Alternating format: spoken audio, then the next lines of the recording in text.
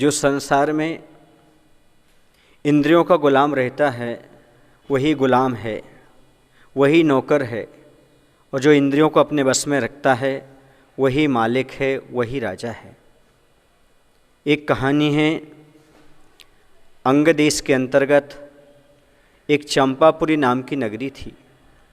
वहाँ पर उस समय राजा नागेंद्र राज्य करता था। उसका एक मंत्री था जिसका नाम था सुघोष। राजा में दुर्गुण थे, और एक नहीं दो दुर्गुण थे। पहला दुर्गुण तो उसके पास था, वह प्रमादी था, हमेशा आलस्य और प्रमाद करता रहता था। वह राज्य के संचालन का ध्यान ही नहीं रखता था। दूसरा उसका दुर्गुण था, वह विषय भोगों में अनुरक्त रहता था।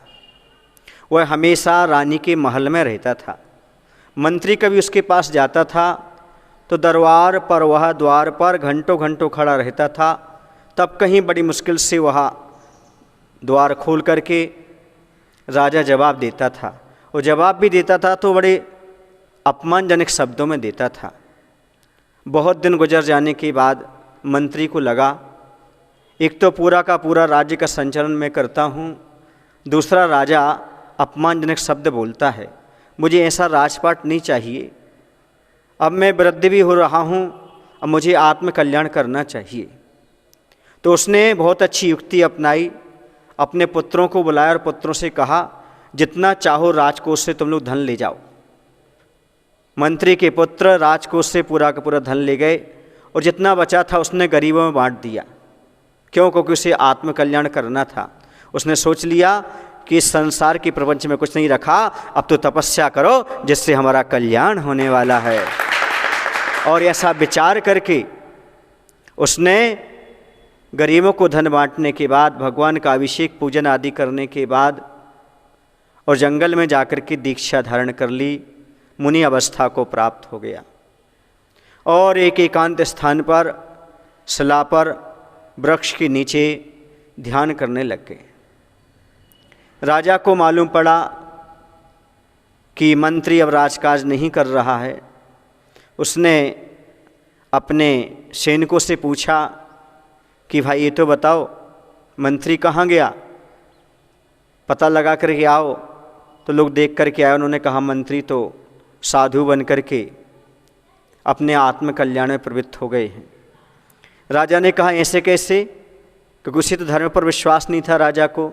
राजा तो विषय भोगों में ही सब कुछ सुख आनंद मानता था, वहीं स्वर्ग था, वहीं मोक्ष था उसको। आखिरकार राजा स्वयं गया और जाकर के उसने पहले तो साधु वेश में बैठे हुए मंत्री को देखा और उसने प्रणाम भी किया। क्योंकि साधु की मुद्रा ऐसी होती है जहाँ पर मनुष्य तो क्या देवता के सिर भी झुक जाया करते हैं। और उसने सिर झुकाया, नमस्कार किया और बोले, अरे आपने ये क्या किया? सारा राज्यपाट वैभव आपके हाथों में था, सारा राज्य कुश आपके हाथों में था, आपने सब ठुकरा दिया और यहाँ संत बनकर के तपस्या कर रहे हैं। आखिर आपने क्या हासिल कर लिया? तो संत मुस्कुरा करके बोलते हैं, सुनिएगा राजन, सबसे पहली बात तो ये है कि पहले जब हम मंत्री थे तब आपका इंतज़ार करना पड़ता था, आप बड़ी मुश्किल से दर्शन देते थे, और आज ऐसा हुआ कि आप स्वयं हमारे दर्शन करने के लिए यहाँ आए हैं। पहला फल तो यही मिला। दूसरी बात ये है कि आगे जो हमारे लिए कल्याण का रास्ता खुला हुआ है, स्वर्ग और मोक्ष मिलना है, वो तो बात की बात है। लेकिन अभी वर्तमान में ही हमने देख लिया, राजपाट छोड़ करके, जब तक राजपाट संभाल रहे थे तब तक हमें दूसरों के गुलाम बनना पड़ा था। लेकिन जब हम इंद्रियों और मन की गुलामी छोड़ करके यहाँ पर आ गए तो राजा भी हमारे पास आ गया। कहने का तात्पर्य ये है राजन कि इस संसार में इंद्रिय दासता से बड़ी और कोई दयनीय दशा नहीं होती। इस बात को मैं समझ गया, इसलिए मैंने इंद्रियों की और विषयों की गुलामी को छोड़ दिया और आत्मकल्याण में लग गया। ऐसा सुन करके राजा को भी बैराग आ गया, राजा की भी आंखें खुल गईं और उसने भी उन्हीं के पास मुनि दीक्षा धारण कर ली। ये है बंध्यो तपस्या का प्रभाव।